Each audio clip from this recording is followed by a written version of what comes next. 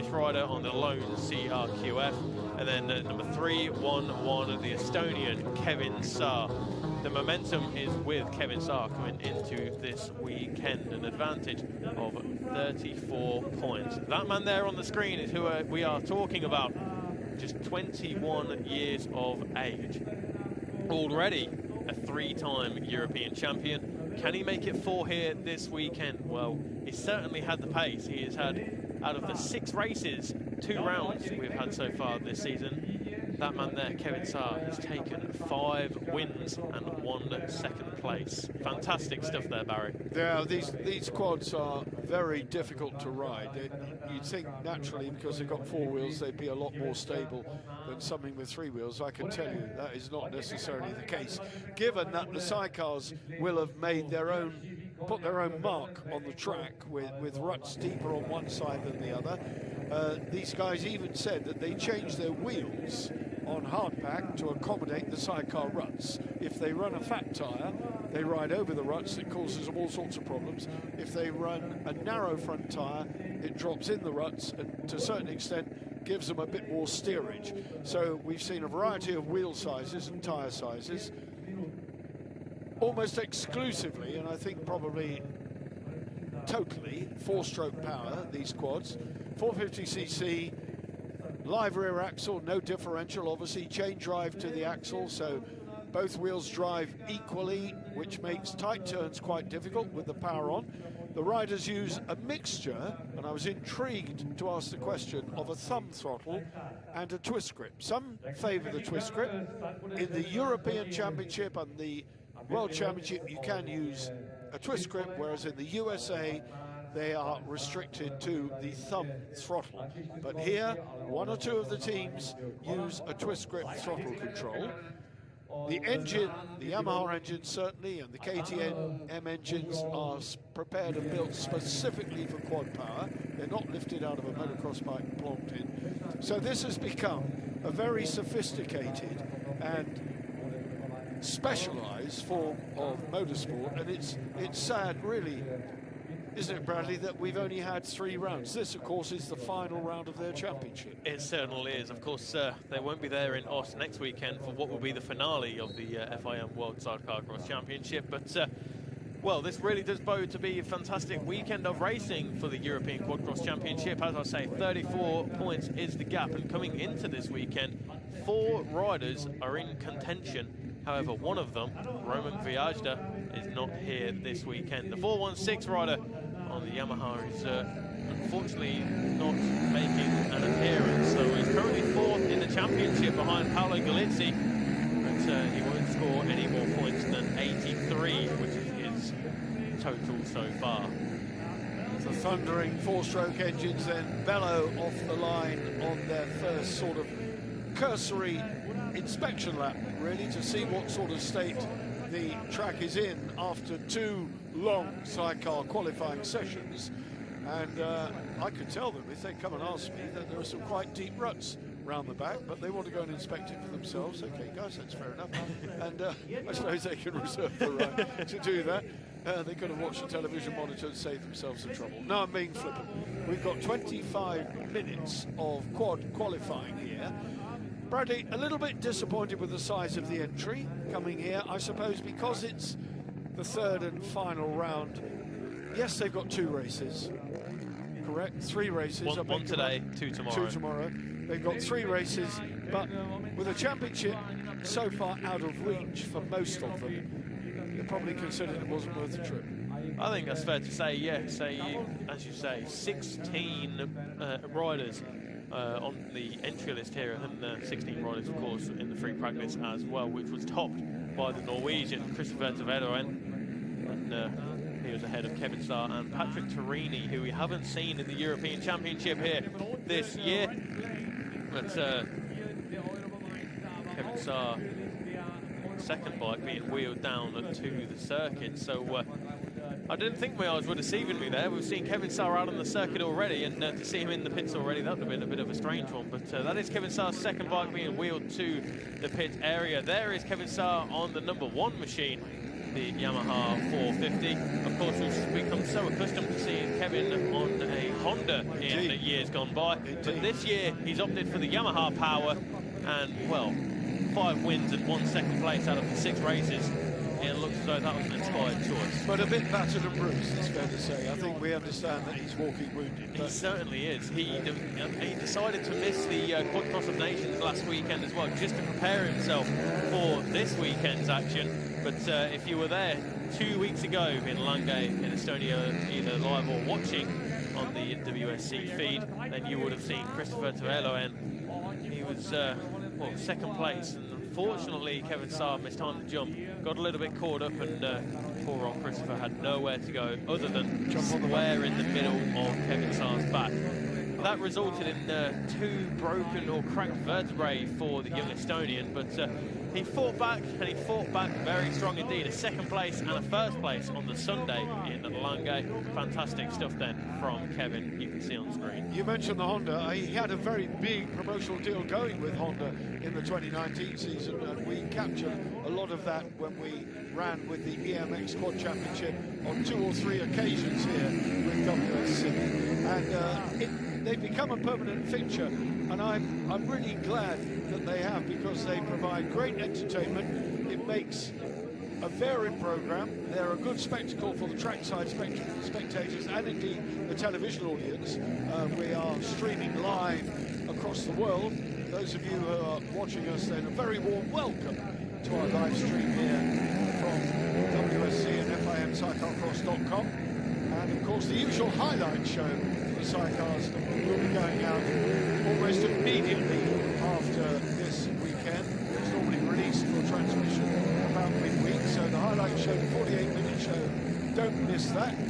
There won't be one of those for the quads, but you will be able to watch all of this quad action on Relive. And again, just on the website, follow us, go online, and you can enjoy this action to your heart's content. Kevin Saar, 311, that familiar number. He's a class act, and is the championship a done deal? Does all he have to do ride safely and get to 2 or 3 top 3 finishes? Pretty much, yeah. I mean, we have 75 points on the table, and he has an advantage of 34 over Christopher Tuveloen.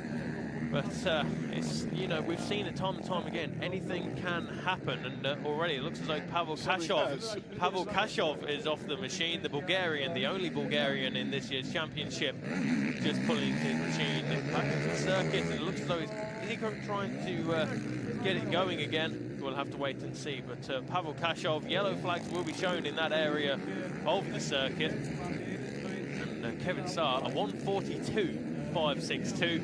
is already setting a very, very hot pace. There is the second place man in the championship. Wow, look at that, Barry. 0.049 is the gap between Saar and Tuveloen, with Capuccio, Tuchek, Kashba, Kostelecki, and Prochaska. Wow, so many Czech riders all inside that top 7. Top 8 rounded out by Paolo Galizzi, the Italian rider, with Dopita and Trojan in 9th and 10th. First time this year we've seen the number 4 of Trojan. And, he's doing a good job there inside the top 10. But of course, we still have 19 minutes remaining in this session. David Sousa rounds out your top 11 on the 112 bike, but Christopher Tuveloen is there. I mean, that's good. 400s. Very, very close. That is close. I mean, when we went to speak to him, he said that he's really got to pull everything out of the bag. He's got no second chance. 3 races to do it, and the guy really has to push. So we'll be looking for the number 15. Adam Tuchek, carrying the same name as our director, doing a good job there in 3rd place, the number 91. So that's a good result. Good Czech crowd here, chasing him or supporting him for sure. And Capuccio, number 19, in 4th. The battle at the front, though, still very much alive. We're with Tuveloen at the moment, the number 58. Very likeable, perfect English, very polite. I suspect it was his father who was chatting to me in the awning. They look very similar, and of course very much a family-supported event, explaining the intricacies of this modified Yamaha engine. Standard Yamaha simply not delivering the right sort of power. That was stylish in mid-air. You can see how wide their feet are apart. There's a big platform there with a catch net, so if they miss the footrest, the regulations say there must be a catch net to stop their foot going down in front of the footrest, which would almost certainly result in a broken ankle. Certainly, yes. So, as you say, Christopher Tavares was very stylish over there indeed, but what is the gap? Still 0.049 between those two riders. 17 minutes remain in this session, but he's certainly on the pace, it would seem, on this lap as well. Christopher Tavares throws himself to the right-hand side of that Yamaha quad machine. 450 cc displacement, as you quite rightly say earlier, Barry. But left-hander now. Left-hander, then coming down towards the final jump, and the left-hander towards the start-finish climb. Oh no, the right-hander, beg your pardon. Then the jump, then the left. Oh, that's wrong. That's not good. Too high on the berm. I think he cut into the deep stuff there. That just caught him offside. Yeah, it did. It slowed him down. That's killed his lap. Caught him off guard, unfortunately. But it still looks like he's trying to go for it. So maybe he's just getting himself in the zone and contending with the conditions around this part of the circuit. But once again, over this big jump. 8-inch rear wheel rim, 10-inch front. They run a variety. They go 9, they go 11, so they swap wheels and tyres depending on the going. We're on firm hard pack here, so no question about the rear tyre choice and the rear wheel size they use. Round he goes over this jump now. Now there is the right-hander, into the right-hander, then the second jump, and then the left over the start-finish climb. And he's got traffic in front of him, but he won't catch them. There'll be a wave outside of the run. He's backed off. He has backed off. He's killed that lap. And we'll go with 16 minutes remaining. Who's that at the box? Adam Tuchek, just looking at the timing screen, and well, he was in third place earlier on, but now he's in fifth place with that 1 minute 44.092, 3.5 seconds off of Kevin Saar's time. But Kevin Saar is 2 seconds now ahead of Miro. Well, it was Christopher Tavares, but this time around, Miro Romeo Capuccio has put in the second fastest time of this session at 1:42.340. But Kevin Saar, 1.7 seconds quicker than the chasing pack. Fantastic stuff then from Kevin Saar. Certainly is. I mean, he is a class act. It's a cliche, but he's a very, very not for nothing. He's a multiple champion. But you were mentioning to me, and I found it really interesting, that however good these guys appear to be, when they come up against the Americans and even, dare I say, the French, they have less success. Is that the case? It would certainly seem the case. I mean, in the 2019 Sidecar and Quad-Cross Nations, we were in Sweat, and you know, I remember vividly in my mind I can't remember all the names unfortunately now, but the American trio, Chad Weenan was one of them, and nobody really had an answer to them. So yeah, I mean, European-wise, these guys are doing fantastic stuff, but the French and the Americans, as you say, they're on another level, it would seem. Well, still a relatively minority sport in Europe, quad-cross, but good enough to be recognised for a European championship, hence the EMX title. And it's good to have them on board running with us. What is interesting is that the winners of the Quad-Cross of Nations just last week in Gugnon, none of them are making an appearance here, and that, of course, was Team Ireland. They were the Quad-Cross champions this year, but none of the Irish riders making the trip over to Czech Republic this weekend. And well, they've not been here all season, so as you say, it doesn't seem viable for them to make the trip over for the final. Well, Bradley, you and I know that on our little trip here to the Czech Republic, not just the Czech Republic, but the protocol and the paperwork and the immigration regulations we're all having to jump through at the moment make you think twice about travelling. It certainly does. Yeva's down there at the start line, and she's got one of our quad guys, I'm sure. So I'm here with Kevin Starr. Kevin, how are you feeling this weekend? I know you took a week off from Nations to kind of power up, recharge. How is the feeling? Yeah, for last 2 weeks I have been on the recovery mode, and today it's not too bad, but it's not perfect also. So I'm just here to stay clean and take good points. So your plan is to stay safe, score points, and not going for the win? No, plan is always to win, but I need to be 100% reality, and let's see how the start will be and go from there. Do you think you have the title in your pocket? You never know. It's motorsport. Everything can happen. All right, I'll let you finish out the session and good luck. Thank you. You just pointed out to me, Bradley, that Tavares has just gone top of the pile there, and so Kevin Starr's got a bit of work to do. But I think the phrase he was looking for, and it wasn't in his vocabulary, I suspect, was damage limitation. Yes. He's got to manage himself, hasn't he? He certainly has. He certainly has. He's got to protect that 34-point lead into this weekend's 3 races. So, quite rightly, as you say, damage limitation, the perfect way to sum up his intentions of this weekend. But right now, we're looking at David Sousa, the local rider on the 112 machine, and I'll tell you what, he is really going for it on this lap. Where is he currently? 6th place at the moment for the BO Motor Oil Racing Team rider, and with a 1:43.874. Tavares' lead is almost a second, so he's done really well. He's pulled out .899 on Kevin Starr. Kevin Starr will be looking at the monitor because it was right down there where Tuchek was. And we have down there, I think we have Tavares with Yeva, another top star man. Let's go. So I'm down here with Christopher. Christopher, today you're leading the race. How are you feeling here in Crommelin on a hardpack? Yeah, of course, it's a really nice track for us. It's hardpack and fast, and with all the downhills, and it's really fun to drive. So yeah, just an amazing weekend, I hope, with the weather and everything. So I'm very happy. Currently, you're sitting 2nd in the championship. The point gap is there, but do you think it's possible for you to maybe catch Kevin in some way?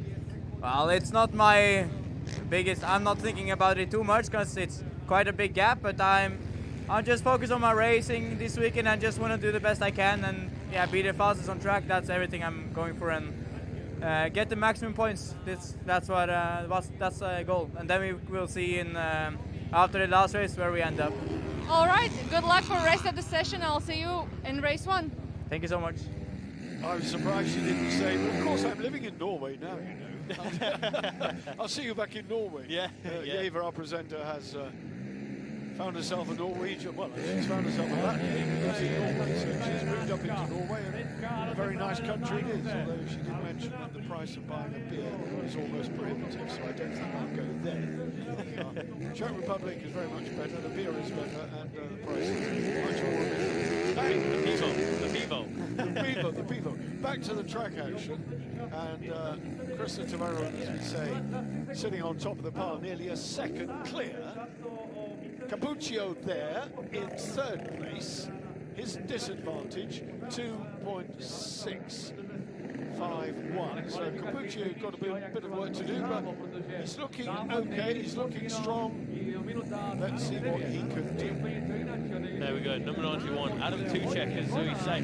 He was running strong earlier on in this session, but right now he is the man right in the middle of the pack in 8th place out of the 16 riders. And currently 9th place now, he's been shown just 4.4 seconds adrift from Tavares' time. Kostelecki is rounding out your top 10 with Zdenek Policek in 11th place. Zdenek has not had a good year, Barry, to say the least. Well, he had some mechanical gremlins in Langay 2 weeks ago, and last week in the French Nations, he didn't have a good time either. Can he turn it around? He certainly has the pace. We're watching Tuchek now. We saw him at the timing screen. He obviously realises what he's got to do, but nicely in the air, looking very, very poised and balanced, and charging here. There he is. That is number 19, Miro Romeo Capuccio. That's Capuccio. We saw him swaggering towards his machine, climbing on board, thinking I can do a bit better there. I'm 3rd at the moment. Oh no, he's backed off. Look over the shoulder. He's killed that one. 8 minutes of this time session remaining. I'll tell you what, I think it's got a little bit closer between Tavello and Kevin Sark. We just have a quick refresh of the timing screen there. I'm sure I saw that the gap between Tavello and Sark has closed down as the wind has picked up and the parasol protecting us from the sun here in the commentary box almost takes off. Our timing screen has crashed, I'm afraid, just when we needed it, but we'll have another go. The breeze has got up. There we go. 0.263 is the gap between Tavello and Kevin Sark. Puccio, Kasper, Torini, Sousa. That is the top 6 as we look at Yuri Kasper, the number 96 rider, currently in 4th place. And it looks like he's on a fast lap here into the final left-hander, giving it full gas over the final jump. And does he improve his time this time around? We'll have to wait and see. Hopefully, fingers crossed, we can get this timing screen back in action. But in the meantime, Yuri Kasper carries so much corner speed around that heavily banked turn 2 left-hander into that tight turn 3 now. Use the drive, use the grunt of that 454 stroke into the right-hander now of turn 4. Yuri Kasper over the big jump forward. Head down the plunge. Well, we've got excellent captions along the bottom of the screen, so even in the absence of the timing screen, we can still see that Tavello is on top of the 139.689. Next time that refreshes, we should get a better picture of where Kevin Sarr is. There he is, that 0.263 behind. Then it's Capuccio, 2.5 seconds off the pace. Torini, Kaspar in there, Galizzi in 6th place. You can read it, I'm calling it, but Mieszkowski there, the Pole, in 8th place. Tuchek up to 9th, the number 91, ahead of the number 63. Polacek in 10th. Here we go then, into the right-hander. We're still looking at the number 96, the yellow and black machine of Yuri Kasper. There inside that vital top 5. Through the left-hander over this big jump and heading towards the closing stages of this lap. Still looks like it's a fast one here. Oh, we got that a little bit wrong, and that unfortunately will be the end of Yuri Kasper's fast lap this time around. However, I'm sure he can regroup and give it another go with 5.5 minutes remaining. Kasper 96. And that staying costume for sure. He's got a perfect marker in front of him. Christopher Tavello, and the man who currently sits on top of the pile with that 1 minute 39 and 6.89 is the man that Yuri Kasper is trying to latch onto the back of to. And Yuri Kasper there, 2.9 seconds adrift from that 1:39.689 set by Tavello. And well, there's no better man to have in front. If Tavello and his performance is anything to go by, then he's going to do a good job when it comes to the actual race, isn't he? Because he's done everything he needed to do. He's certainly got round here quicker than Kevin Sarr at the moment. He's still got just under 5 minutes remaining. But if Kevin Sarr is, as he says, feeling uncomfortable, less than perfect, that is only going to deteriorate. That's going to get worse. And I don't wish to profit by anybody else's misfortune, and Christopher Tavello would not want to do that either. But this is racing, and anything can happen, we know that. Absolutely, and well, in the earlier practice session, it was Tavello went over Sarr with a 1.2 second advantage. This time around, he's got a 0.2 second advantage over Sarr. So in terms of championship positions coming into this weekend, the momentum is with Sarr. But in terms of pace on the circuit here today in Kremlin, it's looking as though Tavello has got a little bit more pace than Kevin Sarr. And of course, it's all swings and roundabouts. Anything can happen in a race situation. But in the meantime, we are looking at the number 15 of Patrick Torini, the man who was third in this morning's practice session at 1 minute 42.534. But Patrick Torini, this is his first appearance in the European Quad-Cross Championship of 2021. And I tell you what, he is certainly showing that he has some good form here this weekend in Kremlin. Down the jump, into the left-hander. Watch him. Moving his way towards the left-hand side of that machine. Now, is he riding a Yamaha, I hear you ask? Indeed, he is. In the earlier practice session, it was Yamaha 1, 2, 3, 4, 5, and 6 before we got to the only CRQF in the field, of course, ridden by the Polish rider Kasper Miskowski. That was earlier today. And Patrick Torini, one of two Italians here this weekend. The other, of course, being Paolo Galizzi, who is third in the championship and trails Kevin Saar by 47 points. So mathematically, he is in with a shout of being crowned European quad-cross champion this year. But Saar and Tveroen showing so much form here this weekend so far. 2.5 minutes then remain of this qualifying session of the European Quad-Cross Championship here. This will be the final qualifying session of the year, in fact, as we look at Kevin Saar, the current red plate holder, as we say, by 34 points over Christopher Tveroen. Now, is Kevin Saar going to give it one last go? 2 minutes remain in this session, and he's coming into the closing part of the lap. Just one more jump, right-hander jump, left-hander before he makes his way onto what will be the final flying lap.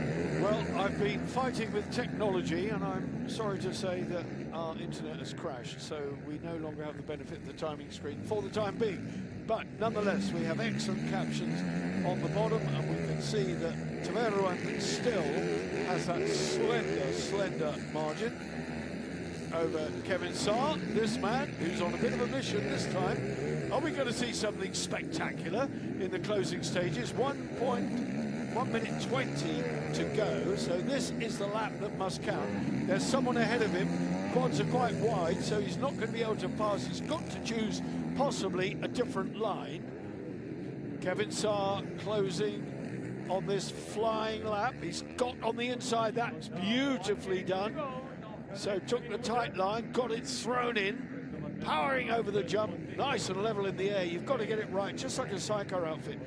If you get the takeoff wrong, the landing's going to be doubly wrong. You pay heavily for an incorrect takeoff. I tell you what, he's pulled out of this one. Why? Kevin Saar has pulled out of this one, not quite sure why, but we saw him take a look over his right-hand shoulder twice in just a matter of seconds. And Kevin Saar, well, that's it. That is his qualifying session done. Was getting me all excited there for nothing for a moment. But Kevin Saar then will not be able to improve on the time set by the number 58, Christopher Tveroen. Tuchek looking strong. There is Tuchek's machine there, and he's currently in 8th place. 8th place, just behind fellow Czech rider David Sousa. And ahead of Mieszkowski.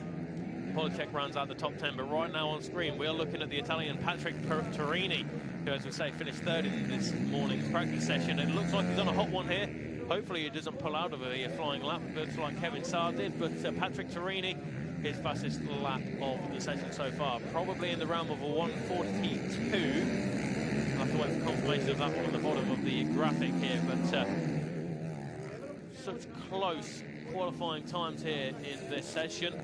Pavel Kashov rounds up 16 riders, 16 seconds adrift from Tveroen, but here we go, Torini, 2.2 seconds adrift, so a 1:41.8, 1:41.9 is the fastest lap time so far of Patrick Torini, the Italian rider.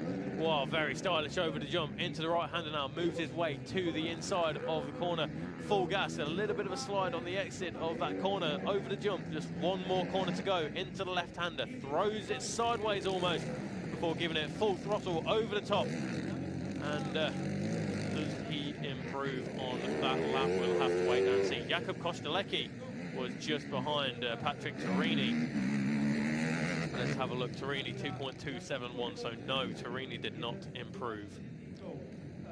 Well, that was good stuff. You've obviously, Bradley, benefited from 2 rounds, 6 races with these guys.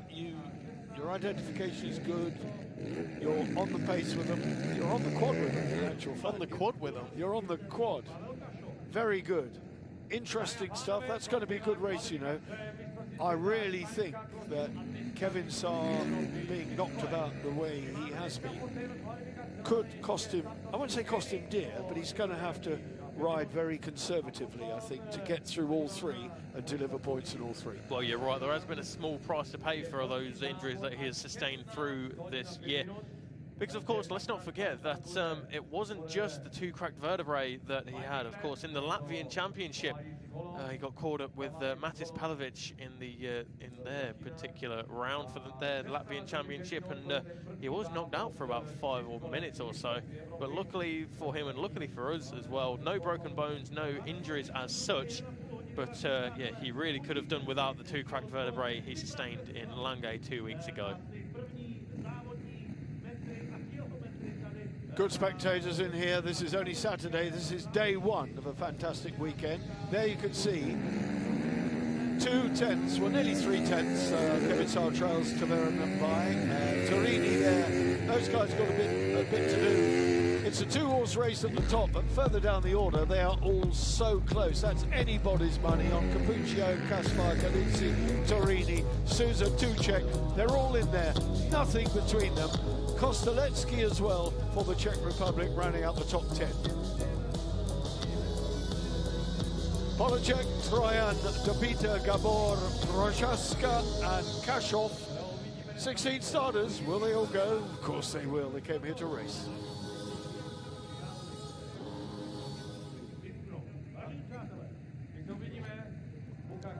Well, it was fast and furious, Bradley. You can pick these guys up better than I can, but certainly Torini, the Italians ride well, don't they? They certainly do. So, yeah, Patrick Torini, one of the 2 Italians here this weekend. 3rd place in the qualifying session for Torini. Couldn't quite match the pace of Kevin Saar here, who comes home in 2nd place. But, well, Kevin Saar showing fantastic form throughout this weekend. 0.2 of a second he was behind. And that man right there, number 58, Christopher Verleyen.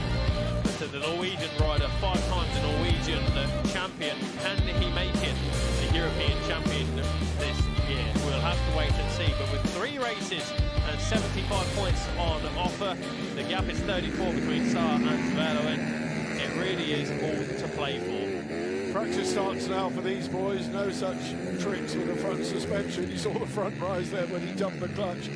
But those 2 big, solid, fat tyres biting into the ground. Lots of grip, lots of sunshine, sausages and pivo in abundance. It's a perfect day in the Czech countryside. We're about 80 kilometers outside Prague. It's a lovely, lovely journey down here. The nearest city of any size, Nepomuk, and this is the Motor Club Nepomuk track, which has been here for at least 5 decades that I know, possibly more. A well-established motocross track. It's always been here, right outside the town, and it always attracts a good group of spectators. Souvenirs being sold. They'll be going to see the Sidecarcross drivers at the presentation to get autographs, posters, and souvenirs, and why not? A wonderful atmosphere. Looking forward to the races. Absolutely. It's, well, the gap between Saar and Verleyen, as we say, 0.2 of a second. And really does bode to be a very, very dramatic race indeed. Of course, 1 today, 2 tomorrow, as we look at Jakub Kostelecki, look across to Christopher Verleyen. There's Yuri Kasper, closest to the camera, the number 96 yellow machine, all set off in simultaneous fashion. Yuri Kasper, Christopher Verleyen, side by side. But there we go, that is the starting list then for the first race. Verleyen, Saar, Torini, Galizzi, Capuccio, Yuri Kasper, David Sucha, Adam Tuchek, Kasper Miskowski, and Jakub Kostelecki, who in the closing stages knocked Zdenek Polacek outside of the top 10. Polacek in 11th, Tomasz Trojan in 12th, Dobita, Gabor Prochaska, and Pavel Kashov, the Bulgarian, rounds out the 16 riders. Well, while everyone rests and has a breather, these guys included, we're going to take a break, but we'll back this afternoon after lunch for proper racing. Can't wait. For now, bye-bye.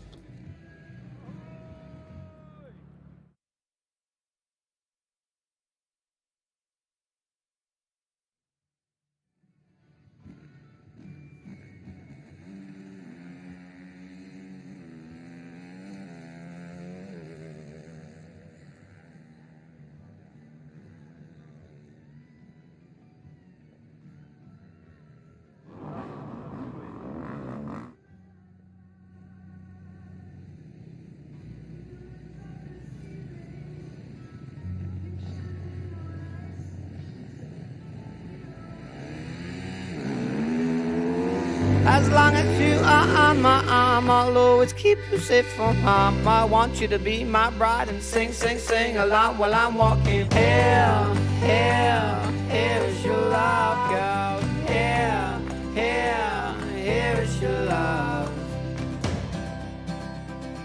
Well, you're gonna go somewhere. I've got a lot to love to give. I've got a kiss for you.